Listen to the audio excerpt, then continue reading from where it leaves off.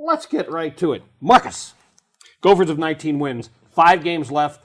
They still have the Big Ten tournament after that. What's the magic number? Does 22 get them into the NCAA tournament? Can 21 get them in? Is there a number that you figure is an absolute lock to make the tournament?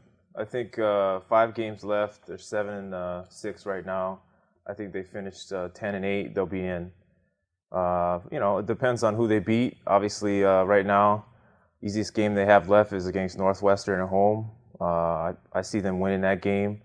All the other games they've got Michigan on the road Thursday. They play Illinois on the road. They play Michigan and Wisconsin at home to finish the year. None of those games seem to me like a lock for them to win. So right now I can only see 1 out of the 4 games being a win for them at this point, the way they're playing.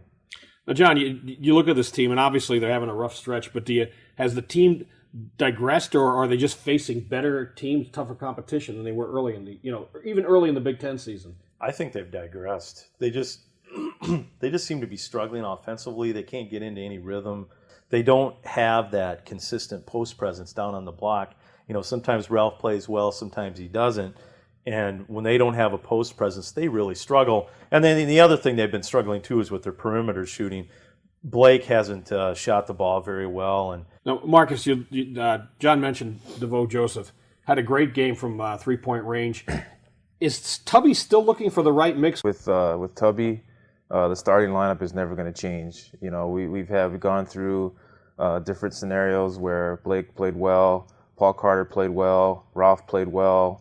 Without Colton in the game, he hasn't changed the starting lineup. So I don't see him changing the starting lineup because Joseph hit 7 3-pointers. But like you said, I think he might, depending on if Joseph gets hot again, he might play Joseph a lot more than Westbrook, just to put some pressure off of the guy. They're 19-6 right now, and so he feels like, hey, I got something going with this starting lineup as far as the chemistry is concerned, and I'm going to stick with it no matter if we start off the slow offensively in games. Now, John, the men's team, they've certainly been struggling a little bit lately. They still can get things going, rally, and make the NCAA tournament. What about that women's team, though? They're doing pretty good, too. That's a team that could really make a mark. They've made a lot of big plays, in the past 2 or 3 basketball games.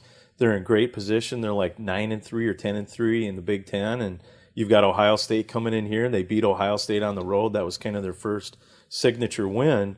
I mean, right now, I think the women are probably a lock to make the tournament, where the men could find themselves on the outside looking in. Now, Marcus, you learned earlier Sam Marish has another health issue he's dealing with. Maybe you could explain a little bit more about that. Sam had been experiencing some soreness in his left calf. Doctors discovered that there was a tumor in his, and they don't believe it to be cancerous, but they're still concerned. Obviously, Sam is discouraged again after he came back from heart surgery last season or last year. It's pretty unfortunate what this kid is going through right now, but he's real tough-minded, and he's, if it's not too serious, I definitely see him playing for the Gophers, maybe even next season. We'll see what happens.